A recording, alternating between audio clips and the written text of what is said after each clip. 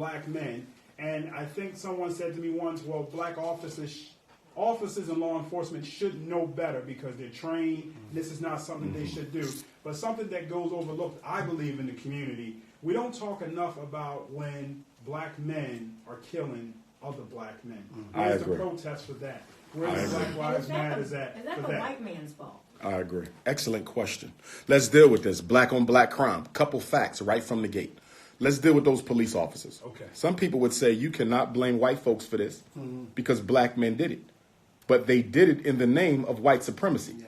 It's not the individual's right to choose. It's the institution that dictates behavior.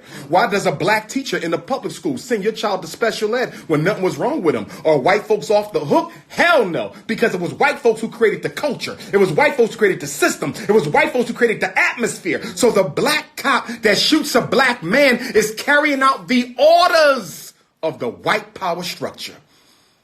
Deal with the institution, not the individuals. Now, black on black crime, a big problem. We should be protesting that. That is a major contradiction in the black struggle. However, we must clarify a few things. Most black on black crime, as someone who works in the prisons, okay, works with black males, most of it is politically and economically generated. Let's go back 80 years. Who was the drug dealers and the gangsters? Italians, Irish, Jews. Right here in South Philly, they was gang banging, killing each other, selling dope. Meyer Lansky wasn't an African. Bugsy Siegel wasn't an African. Lucky Luciano wasn't an African. Al Capone wasn't an African. They did the same thing our boys are doing. You know what the difference is? The United States government in 1940 decided to make Irish, Jews, and Italians white folks. Before 1940, they were not white folks. And then guess what they did after they made them white? And guess what they did after they made them white? Well, you had other immigrants, but they were still whites because they were Anglo-Saxons. What they did was they gave the Irish the police departments. They gave the Italians the fire departments. And they gave the Jews the civil service, center city job, city hall that they still control to this day. And the courts, they gave them an economic stimulus package. You want to stop black on black crime? You can cut at least 40% of it out overnight. Give these brothers who are fighting and killing each other over turf territory and drugs a livable wage job with benefits so they can raise their children. Whenever we have conversations on black crime, why we never hear anything about economic opportunity? They never talk economics when they talk black men. It's all about we gotta create more prisons, and maybe we're not tough enough on crime, or maybe they need some help, maybe they need some therapy. We don't give a damn about no band-aids. We want a solution, and the solution is economic empowerment. What's the first job of a man? To protect and provide. The protect part, we can do better on that, but some of us can do that.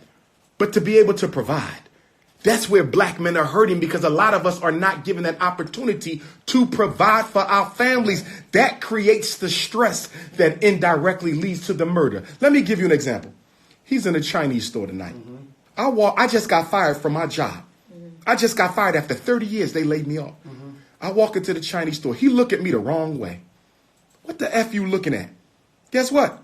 He ain't got a job looking for one. He mad at the same thing I'm mad at. 3 babies, 3 child supports, whatever the case is. We get into a fight, I kill him. The headlines will say another black man murdered a black man in South Philly in the Chinese store, probably fighting over a blunt. They don't know the real reason we got into that scuffle is because both of us are suffering the same oppression, economic castration. Well, how do we make it better, though? Because I'll tell you how you make it better. We're in 2019 now, and problems don't change just because the time is rolling, brother. No, you're right. But I'm seeing homes in this area that I can't even afford. Oh, and I see that black bourgeoisie has aided the Caucasian in removing blacks out of all the major inner cities in America. It ain't just Philly. They doing it in Harlem, D.C., You can go to certain cities now. They even starting to work on Atlanta, believe it or not, Black Chocolate City. Okay, it was D.C., now it's Atlanta. But this was a national movement. Guess when they decided to do it? Y2K. It was in the year 2000 that they decided that they was going to go back to the inner cities and take them back. And why did they want to come back to the inner cities in the first place? They never wanted to leave. Right. Why did white folks run away from the inner city? Because after the Dr. King era, integration, housing and urban development, they had to let us in. So white folks ran to the suburbs because part of the burden of being white is always looking like you're better than black folks. So they had to run away to live their own private life. And then guess what the black bourgeoisie did? followed the white folks out to, because we love white folks. They went back to the So they said, if these Negroes love us this much, that no matter where we go, they're going to follow us, we might as well go to hell back home. And that's why when a lot of white people moved out in the 60s, they never sold their property. They just became landlords, but they never relinquished their control because they knew one day they were going to come back home. Listen, don't no white person want to sit in traffic for 90 minutes going to an Eagles game. Don't no white person want to sit in traffic for 2 hours going to a Sixers game. It is convenient to live Susquehanna Avenue. Yes. It is convenient to live on Girard Avenue. It is convenient to live on Allegheny Avenue. 3 stops from downtown, 8 stops from the sports complex. White folks is like, we paying all this money to live in the suburbs. And it's so inconvenient to get to the culture of Philadelphia and to the sports complex. So they said, why don't we swap? Right. So that's why Donald Trump put the coon from Baltimore, housing and urban development. Oh. Ben Carson. Ben Coon Carson. I called him that. I called him that. I said it. Ben, I'm calling that. He's a coon. Listen. No. We love to quit. No. All hell to Queen. No. We're not ganging. Talking about as it relates to Ben Carson. Has he sold out? Of course. Yes. Listen, Donald Trump put Ben Carson in charge of housing and urban development so that he could facilitate. Yes, but that also makes Barack Obama a coon. He's a coon. But he sold us out. But that also makes. There's a name. Coons are coons. How you going to change it if you can't? You can't change it if you can't claim it. One of the things we got to stop doing is being afraid to be unapologetic about our reality. We are in a desperation state. This is a state of emergency. We ain't got time to be worried about nobody's feelings. I can give a damn what a Negro think about me. Shame the devil and tell the truth. Shame the devil and call it. We love you, Queen. You know we love you, Queen. We got the Queen in the building. We're going to love you anyway. See, part of being a black man, I got to put you on a pedestal even if you say don't do it. That's right. No, I'm on a pedestal. What we're going to do, we're going to take a break, a much needed break, so everybody can stretch their legs and get some water. You're listening and watching Acres of Diamonds. We're going to take a break and we'll be right back. I would never say don't I love every second of it. Ben Carson is a coon. But if he's a coon, so is Obama. They both did the same thing. What's the difference between Barack Obama and Clarence Thomas? Nothing. And Ben Carson, Condoleezza, nothing. Let's come back and let's touch on the... We still ain't do school to prison pipeline. That's what I want to come back. Let's deal with special ed and ADHD in Philadelphia. We ain't got to spend a lot of time on it, but let's hit it. And we can go wherever else. But hit that because you got parents. Ain't no daddy at home disorder. Artificial diet at home disorder. What's bull crap? I got the receipts. Anybody need water? What I'm saying is I know because we work with children with ADHD and we're like... Well, you a foster parent. Y'all got it really hard. Because it's hard for foster parents to say no. All they need is just to be turned around. Yes. Go right out exactly. And that's why I'm opening the school. I agree with you. You're absolutely right. You got a lot of haters in that school situation. Well, but see, that's only because the haters get the attention. For every hater I got 1 million supporters. Oh, I know what I'm They irrelevant. And that's why none of them allowed in the school when it opens anyway. You coons ain't coming in. I'm going to have a whole hater list. You just seem like you got this. This is what? Drove me crazy Talk to me. When I first saw your stuff. I'm like, you got this separatist. It ain't separatist. It's righteousness. Righteousness. What did Jesus say? Did Jesus say he came for everybody? He said, I came for those in the house of Israel. Ain't nobody trying to say. Did Moses save everybody? No. Moses say the Negroes and all. You feel me? I know, I get it. But let me tell you this, though. There's members of the LBGT who support my work. Oh, my gosh. They send me emails and everything. They say, listen, Doc. Said I was raped and that's how I got this. But not only that, they'll say, listen, Doc, I never heard you say you wanted to bring harm to me. I never heard you say you wanted to stop me from living or being. You understand? Right. Yeah. And they'll even say, I agree with you. You should say that. This should not be system. say that. Well, You should when say the time is right, because I'm gonna have a gay black forum. I knew it. I knew What? it. You should say that, sir. I do say it sometimes. Because you got people. But they can't say it in the out because they don't want to get lynched by the Let's LBC. get ready to come back. No, I say it a lot though. That is true. What up, Troy? I'm bringing it back here. Oh. But I'm gonna have a gay black They conversation. don't want me to be passionate. I'm not a friend. I've been like Passion this is since I spirit. was You born. gotta be passionate. I was like this. I don't. Be passionate. Let it out. John, once you talk about that, can you talk about the court system too? With, Oh, man. You were the juvenile court system. Oh man. As far as Oh man. these kids being sent to. Talk about it. Bring it up. I'm saying, So you know what? Yeah. Let's do school to prison. Then we can segue. However y'all want to Good segue. evening, and welcome back to Acres of Diamond. fire. We just changed the name. The name was Acres of Fire. Acres of fire. I'm a Leo. This is a lion talking to you. This Garvey. Well, wait a minute. When your birthday? August 21st, the same day as Nat Turner. That's why. Same day as the George Jackson. Same day as the Haitian Revolution. Same day as the birth of Christ. 8 Deuce 1. Listen, a lot of people are inboxing me and they're putting What?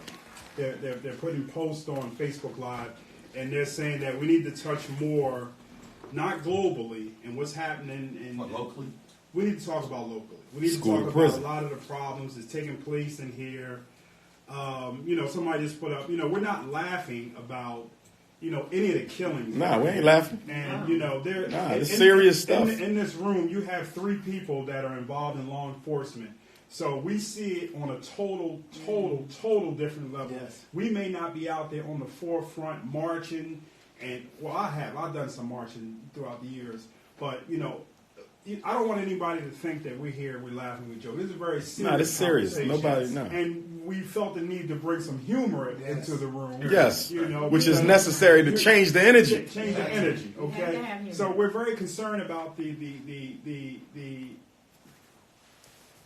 Okay, callers, we're going to get to you. I know we got calls. We're very concerned about what's happening in the streets. We're very concerned about in the street. You are out on the front line. You have thousands and thousands of fans on social media. Supporters. I'm not an entertainer. You have a platform that many of us in this room do not have. And what advice can you give? Because there are shootings and there are young people that are listening, that are watching tonight. We had a young brother that was from the Islamic community that was just killed, shot in the face up in Albany. I knew another young brother that was killed senselessly, murdered. Very good friend. I watched him grow up. I watched his family raise him. Never got in any trouble that I knew of. We just buried this young brother. We just literally buried him this past summer. So, what can we say? So we know systematically with the economics and the politics of crime, we know that. When jobs are up, crime is down. When jobs are down, crime is up. But now you're saying, let's look at the black community. Our role in this. And I'll tell you what it is very emphatically. Black men have allowed the youth to break code in the community. I have never seen this. Black men, those of us 40 and over, 30s too, but more so 40 and over, because they clearly recognize us as the OGs. We have allowed our sons and nephews and cousins and next door neighbors to get so far out of hand with this violence that we now afraid of them. I want to be clear about something. As long as the youth know that the elders are scared of them, this won't stop. And I want to say this very, very decisively. Globally, Philly, wherever you at, because it's global. Whatever you see in Philly, you see around the world. It's a Pan-African issue. But nonetheless, until black men take the streets back, it will always remain the Wild Wild West. We have to literally go to the streets in droves and say, brothers, it's a new day. Hand out a new paper. These are the new rules. It's a phone number. Somebody threaten you, call this number. Right. You know what I mean? Somebody, gang violence, you call this number. And we got brothers who ain't funded by white folks. White folks ain't got nothing to do with this. This is grassroots black men solving their own issues. And if we take the streets back, We can end this in 6 months. Can we take Here's the back? yes, we Can can. we as a people? But here's the as a problem. collectively? Yes, we can. Okay. Here's the problem. You got two issues with taking the streets back. There's a lot of people who make money by pimping black pain in poverty projects. Right. You understand? Right. Black poverty is a $1 billion industry. Yes. If you solve the black on black crime, a lot of people going to be out of work. Yes. You know how many prisons will shut down if we stop the violence? You know how many probation officers would be out of jobs? How many halfway houses wouldn't exist? You know how many federal grant dollars would be discontinued if we stop this? Why you think when the Black Panther Party of the 60s intervened directly in the cocaine epidemic, guess who they had to fight the most? The police. Yes. For stopping the drugs. The Panthers had to fight the cops because the job of the police is not to stop drug dealing, but to contain it so it doesn't go into neighborhoods where it's not wanted. So we can't jive ourselves on this. The white power structure is counting on the violence to continue because it justifies the marginalization and premature extermination of black males. But let me say this last point. Go ahead. Like with my conversation with the Queen, everybody's not coming for the party. I'm saying that to say this. I've never taken a life, God forbid. I hope I never have to. But if we're going to take them streets back, we got to admit something. I'm talking as a psychologist. Some of our young men, we've let them go so far for so long, they're no good to no damn body. There's people walking these streets where we're going to have to put to sleep. In other words, you might have to create violence to end it. It will be a cataclysmic altercation between black men and some of our youth. Most of our youth, we can get them. But there's some of them, they ain't going without a fight, and they're going to have to be put to bed. It's a shame. It ain't their fault. You understand? But you have a population of unreachables. The white man wants us to think they all unreachables. 90% are reachable. 10%, we're going to have a civil war with them, and that's facts. Don't give your guns back. Buy some more. So you're saying that the black Christians, the black Muslims, the Nation of Islam, the Sunnis, the black Israelites, everybody, there has to be a collective agenda to come together to approach these guys out on the street. Yes. That's face to face. Yes. There's no masculinity involved. It's all conversations in the safety of these rooms. How are we going to stop the violence? Then you got to get in their face. You see what I'm saying? So yes, there got to be a collective and we got to go to the streets, and I'm all for that. It's the only way to do it. Make sure you got the right folks, because some of us are only going to be here to let the other side know what we're doing. Like I said, some of us are so far gone, we're going to have to be put to sleep. I think, too, in doing so, on that point, Dr. Umar, I think I'm with you on your point. But I also think there has to be a collective effort in conjunction with that to supply our youth with opportunities.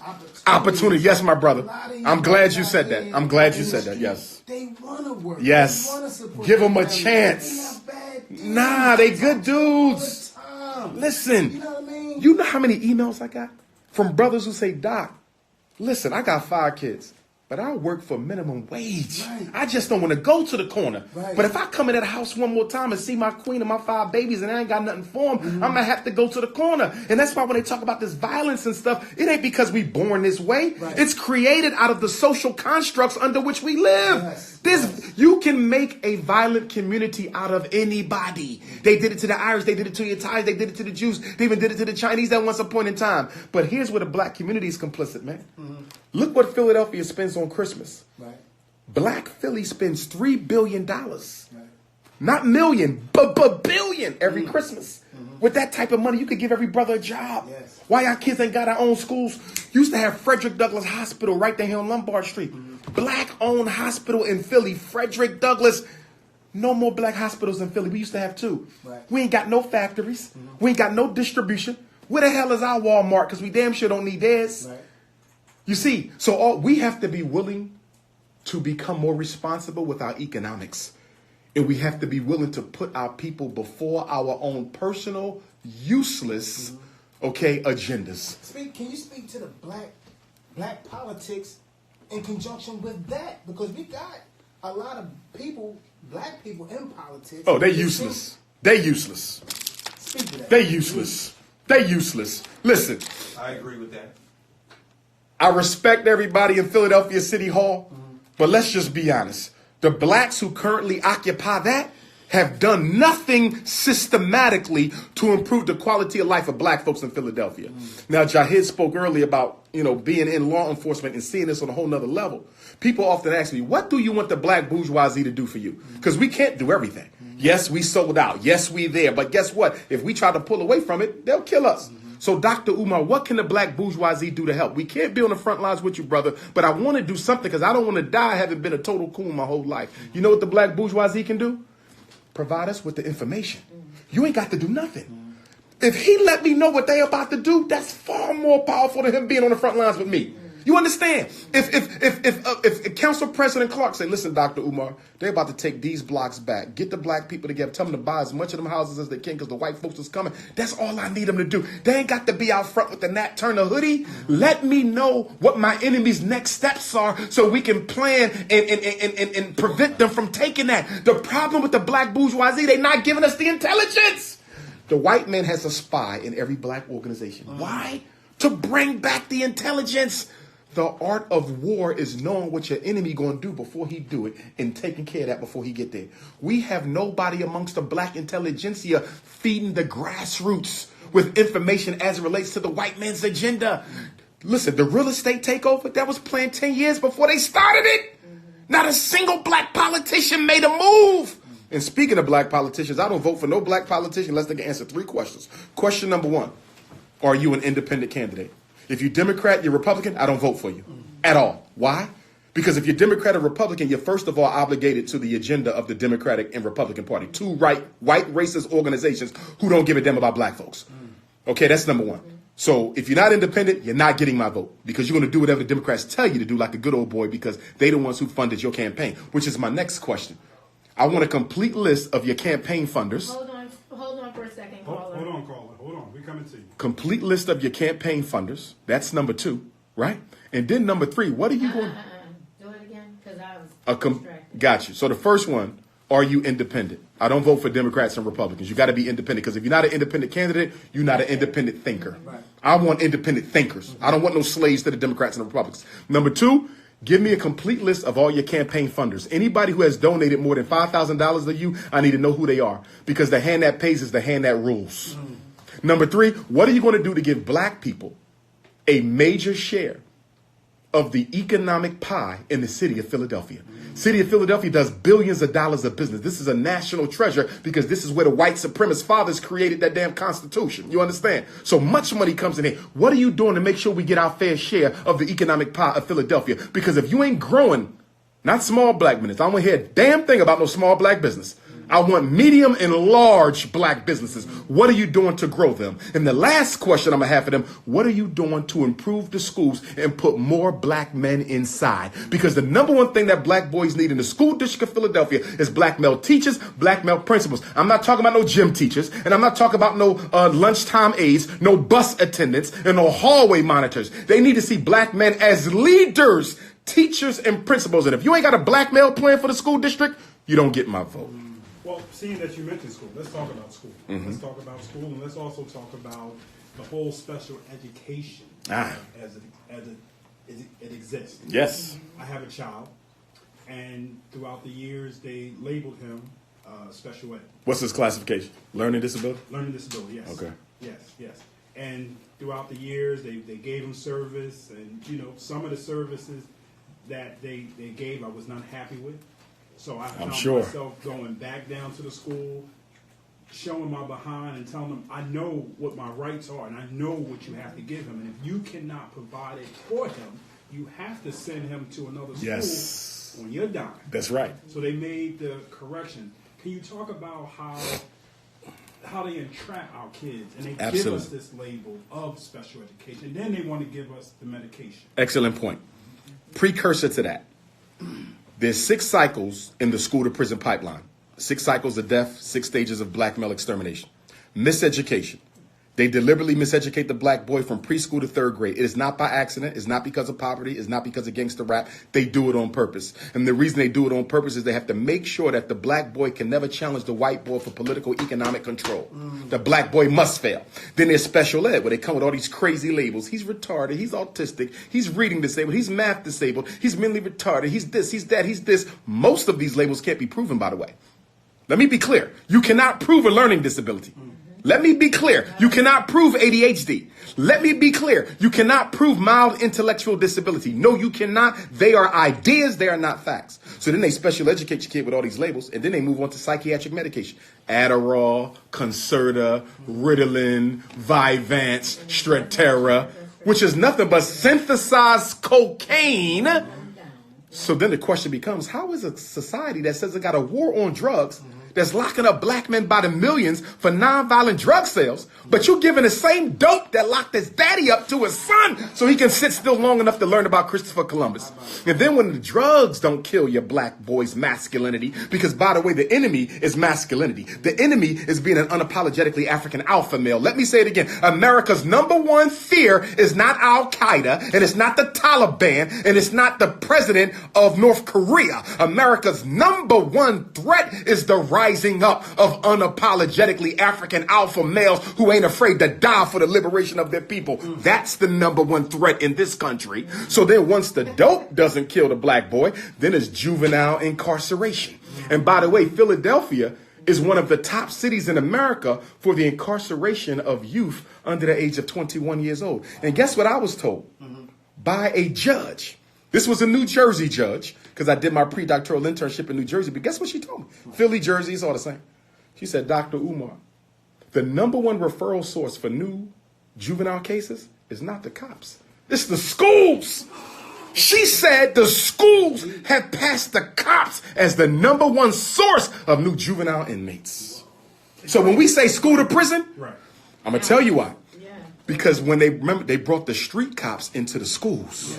So your son gets into a fight. Before there was any street cops, guess what? He'd break it up, I break it up, 2-day suspension, after school, I might make y'all shake hands, right? But now you got a street cop in there. So now he can take jurisdiction over that fight and charge that boy with a crime.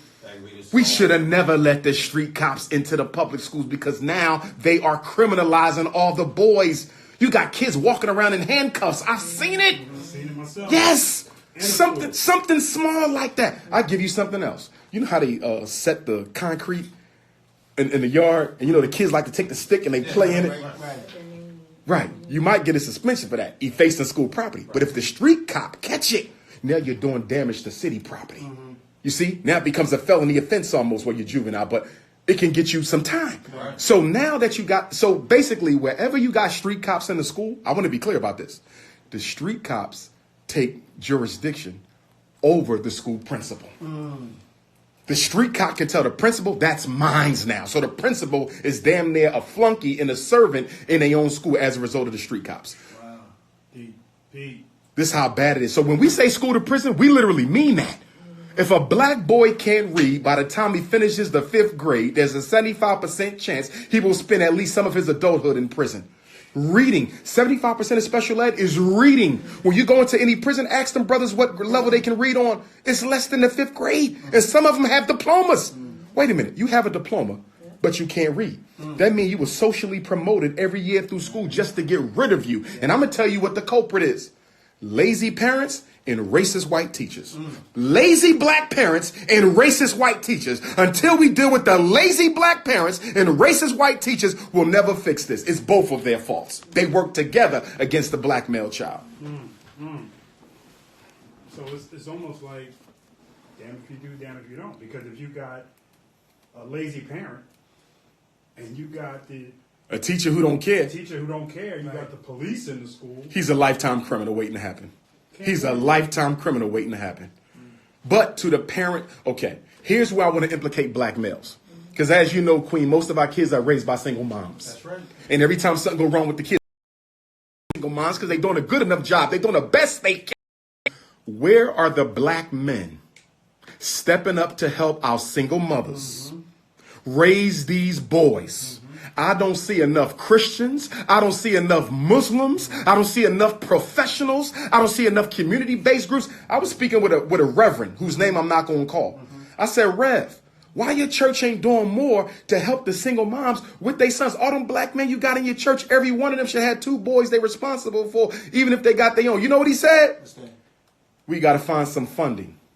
What the hell you need money? And you supposed to be a servant of the Lord. You need money to help her with her son? Is that how bad we've gotten where we got to be paid? Where would we be if Harriet Tubman said, where my check at? Where would we be if Dr. King said, where my check at? Where would we be if Malcolm, Muhammad, Garvey, if any of them said, how much am I going to get paid for risking my life to save you Negroes? If Harriet Tubman was waiting for a paycheck, we'd still be in chains. So what are some of the things that these parents need to know as it relates to special ed? Because there's a lot of labels. And a child just may not know, it might be dyslexic. Now they're saying Right. special ed, you can't read. Right. Now, when I went to school, they gave you a label. You were Okay. I'm gonna run it off. That was the only label. the only label. Right. And you knew them because Special ed. they was in a small class. And And they still are. The only difference is if they're in a charter school. Charter schools are not required to have self-contained special ed classes. So if your son is a learning disabled student in a charter school, instead of being self-contained, he's mainstreamed into the regular class. But I like the mainstreaming because most of the kids ain't got nothing wrong with them in the first place. But if they have a real disability, a real one, let's say your child is autistic and he's moderately intellectually delayed, he might need a separate class. So then the charter school ain't serving him because this is a boy who does need to be pulled out. So although I largely agree with the charter school approach to special ed, it doesn't work for kids with real problems. If your child is deaf, they need to be at the deaf school. If your child is blind, he need to be at the Overbrook School for the Blind. And I used to be the school psychologist there, as a matter of fact. But my point is, each child's supposed to be taken based on their individual case. But that's not what Philadelphia doing. That ain't what these charter schools is doing. These charter schools are saying, in order to save money, I'm putting them there. In order to save money, I'm putting them there. And that's why you can walk into an intellectually disabled class and see an autistic kid in there. Why is an autistic kid in a retarded class? He ain't retarded. You know why? They're banking that the black parent don't care enough about the kid to even visit the class to see that the child is misplaced, because if they separate him out, they got to pay a teacher just for that one kid, because you can't mix autism with that unless you can justify it. So what the school district of Philadelphia is doing, and charter schools, they're mixing disabilities to save money. And the only reason why they ain't been exposed is because most black parents could care less about it. They don't know either. Oh, a lot of them don't know. Well, let me say this. I'm glad y'all brought this up. 2 things. Number 1, another organization I have under the Team Pan-African umbrella is the National Independent Black Parent Association. I want everybody on the show to hear this. This is important. Whether you live in Philadelphia or wherever you live, everybody in Instagram and Facebook world, y'all need to know this. The next training will be in Philadelphia. And it's probably going to be at the African American United Fund building off of Broad and Susquehanna, across from the Uptown Theater. It's probably going to be in March. It's an invitation conference for everybody to come to get trained by me to lead a chapter of this much needed organization. This is a solution. Could you imagine what we could do in Philadelphia if every black parent was organized? You understand? Together, we could have jobs for our kids. And you know what else we need to do in Philadelphia and everywhere else? We need to force them to put the trade skill building programs back in the high schools. Where's the electric shop?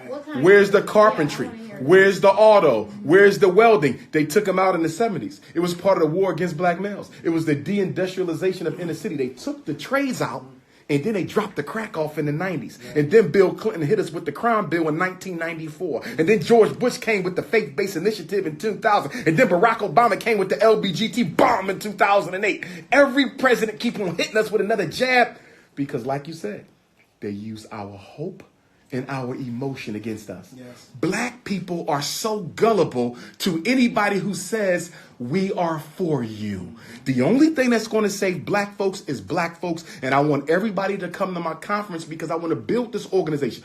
We've never organized black parents on a national level. We've never organized black parents on that. I want to do that and take them to the United States Department of Education and say, listen, We want teachers charged with crimes if they refer a kid for special ed who ain't got nothing wrong with him. We want the principal charged with a crime if he signs off on putting a kid in special ed for ADHD when he know nothing wrong with that boy. We got to make the educators responsible for the crimes that they commit, because if there was no crimes in the school, there'd never be none on the street. And then for any parent out there who needs to reach me, if you got an issue with your child and you need help, give them my number. You can text me, 215-989-9858.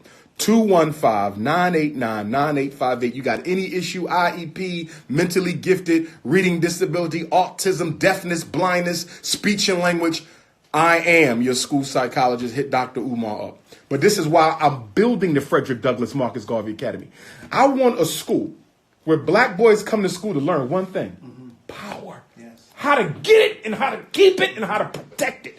And we raising alpha males in there. Ain't gonna be no LBGT pills in there. Ain't gonna be no Me Too pills. We raising alpha males for our daughters. That's the purpose of the Frederick Douglass Marcus. The conference that you're having, is there a fee for the conference? Yes, they will have to register. They can go to DrUmarJohnson.com, DrUmarJohnson.com, or they can text message me at 215-989-9858. Now, I know we got a caller. Sure. Okay, let's try to jump to some of these calls. Sure. We have 12 minutes left. Caller, you there? Good evening, welcome to the show. Please keep it nice and short and sweet. Good evening. Next. Yes, sir. Hey, how you doing?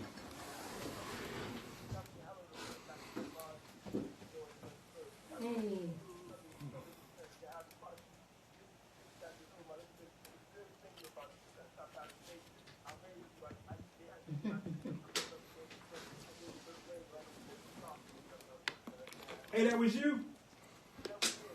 Hey, that's my man. Hey, what's up, man? How you doing? Give me a quick minute. A quick 30-second question for Dr. Umar.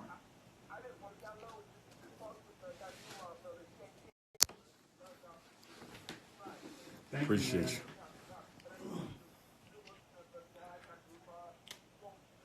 Thank you. We love you. Much love. Appreciate that. And one quick point before you hit that next caller. Again, we wanted to remind everybody that Thursday, February the 14th, 201st Earth Day of the great Frederick Douglass. I will be going live from Facebook and Instagram simultaneously to announce the location of the first of hopefully several Frederick Douglass Marcus Garvey Academies. That's the 14th.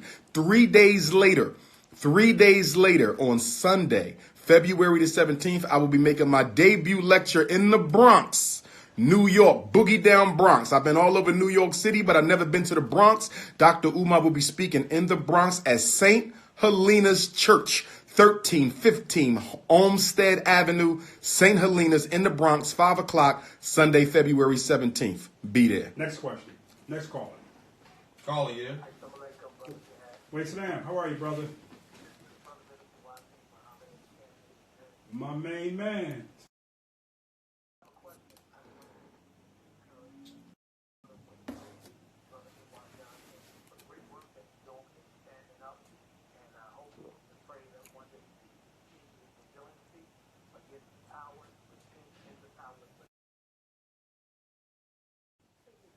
I remember you. Hit me up, black man. I remember you. Call me. Take my number. What I'll do, call me. I'll give you his number. You want to give it out on air? Yeah, 215-989-9858. 215-989-9858. Shoot me a text. Especially Camden. Yeah.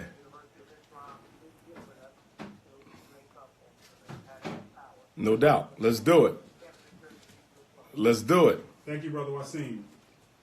It's my man. He gave me a ride back from New York the other night. I was stuck. I was stranded. Next question. Caller. I keep saying question. Next call. That's it? No, we got one more. Okay, one more. You were the last one. We're with Dr. Umar Johnson. Welcome to the show. Hello? Caller, you there? Okay, that's good. Don't worry about it. A lot of people have said negative things about you. They put out negative posts about you. You know, you were going on an ongoing battle with, I'm not going to mention his name, but it was an ongoing battle, man. And, people have been coming at your neck. about the money that was raised for the school.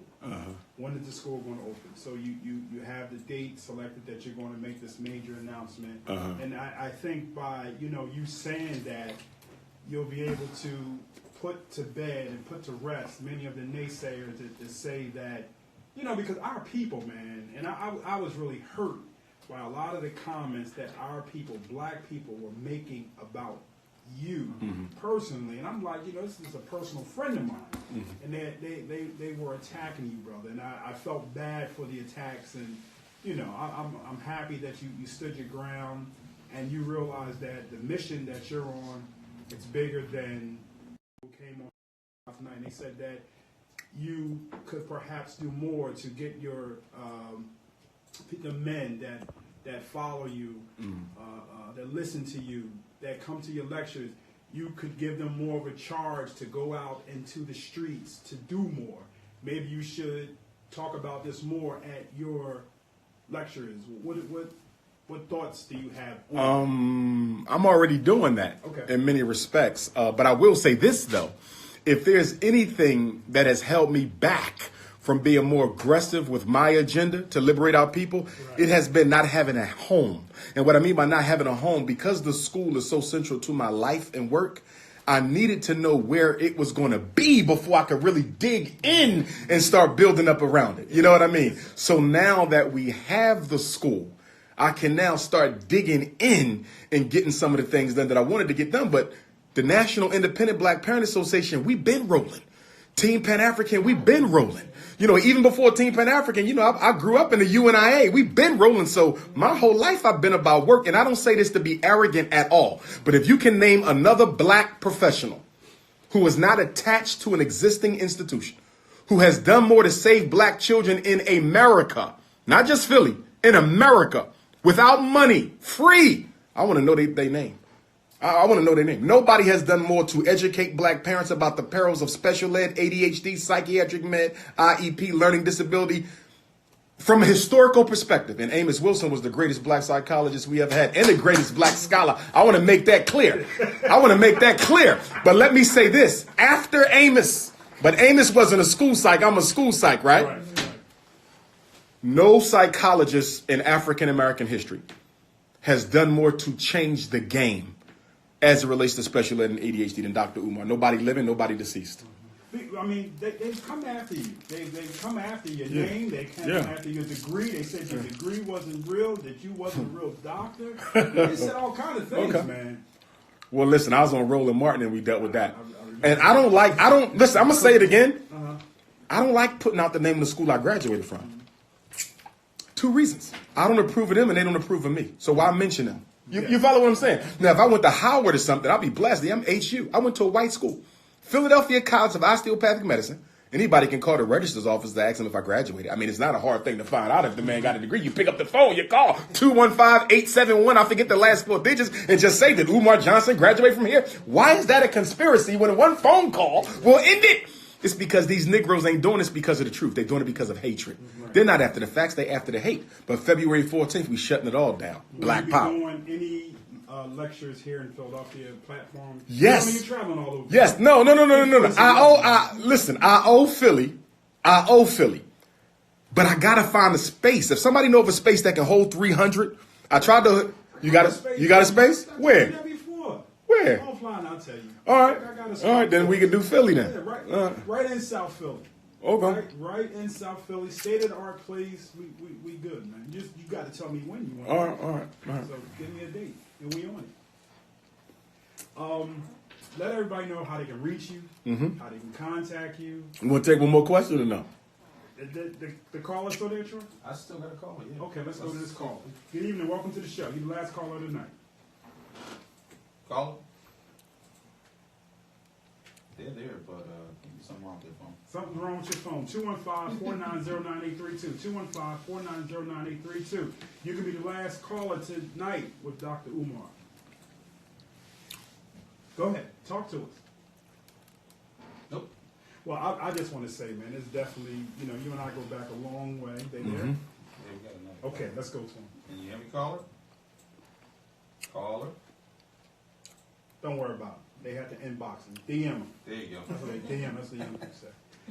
This show has been it's been lit. It's been fire, right? That's what the people Yeah, say. we're gonna do a part 2. Wait a minute, what do we say, Kendall? Come here, Kendall. What's the word? What's the word for something that's You ain't afraid. You ain't afraid of being my daughter. You better say it. What they say, baby? Y'all can say lit. lit? Say lit. Okay, All when right. you're over, I was about to say 40. Over 40. When you're over 35, you know, it's lit. Our guest has been Dr. Umar Johnson, and this was a long-awaited interview.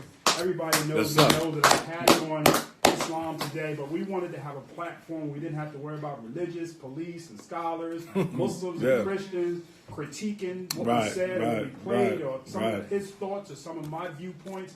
So we're so happy, and we got to do a part 2. Of course. Let's do it next month, Black History Month, February or March. It's up to y'all. Y'all hear that? Now, y'all, my word. His word is bond, brother. Yes, sir. Word is bond. Word You never is heard that? bond. I heard it. Word is bond. We say that all the time. Yeah, my word is bond. I got you. Okay. It's been a really great show. I want to thank everybody who called in and everybody who tuned in on the TuneIn Radio app and everybody who tuned in via Facebook Live. Very great show. Yes. The last 2 minutes of the show, brother. Yes, sir. It's yours. You want to reach Dr. Umar, DrUmarJohnson.com. Also, 215-989-9858. Don't forget, February 14th, FDMG announcement. February 17th, we're in the Boogie Down Bronx for the first time. St.Helena's Church, 1315 Olmstead Avenue, 5 o'clock. All children and elders is free. Everyone else, get your tickets. DrUmarJohnson.com. Coming at you one time. Good Garvey Day. Pan-Afrikanism or perish. Now, you see what I did for you? I took the Garvey picture Oh, you from sure out of did. there. Yeah. Yes, A sir. month ago. You You see gotta that? take up right there. You see gotta that take a picture? Exactly. But your main man. You're Yes, sir. descendant of Garvey. See, or it was Douglas? Douglas. Okay. Not a descendant, a kinsman. A kinsman. Yes. Explain that to the people. Okay, if you've ever read Frederick Douglass's narrative of the life, he talks about growing up on Tuckahoe Creek with cousin Steve. Okay. Cousin Stephen, his cousin, Right. Stephen, is my 4 times great-grandfather. 4 times. 4 times. Who's buried in Eastern Shore, Maryland. I go visit his grave every birthday, every summer, still there.